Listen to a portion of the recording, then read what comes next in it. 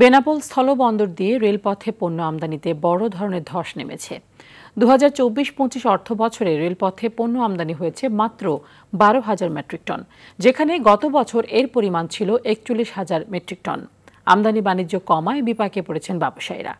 সরকারি হস্তক্ষেপে এর দ্রুত সমাধান চান তারা। বেনাপোল থেকে পাঠানো তথ্যচিত্রে আরও জানাচ্ছেন আব্দুল হামিদ। ভারতের সাথে যোগাযোগ ব্যবস্থা সহজ হয় বেনাপোল বন্দর দিয়ে রেল ও সড়কপথে আমদানি রপ্তানি বাণিজ্যে বেশ আগ্রহী ব্যবসায়ীরা। এ পথে আমদানিতে সময় ও অর্থ খরচ কম হওয়ার পাশাপাশি নিরাপদে খালাস করা যায় পণ্য।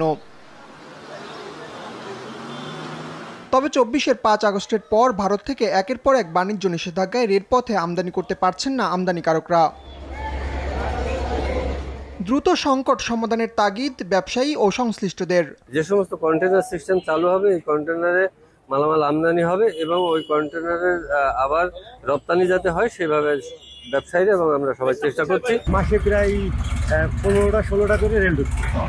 এখন এই কাজকাম কম থাকার কারণে, এলসি না যাওয়ার কারণে আমাদের এখানে মাসে 2টা করে রেল ঢুকছে। খরচ অনেক কম, আমদানিকারকের ব্যয় কমে যায় এবং ব্যবসায়ীর উপকৃত হয়। আমি দাবি রাখবো এই সমস্যা দ্রুত নিরসন হলে দুই দেশের ব্যবসায়ীরা উপকৃত হবে। 23-24 অর্থ বছরের থেকে যেখানে 10 থেকে 12টি গাড়ি আসতো, ট্রেন আসতো, পরবর্তীতে 24-25 অর্থ বছরে সেটা কমে 2 থেকে 3টি ট্রেনে দাঁড়িয়েছে।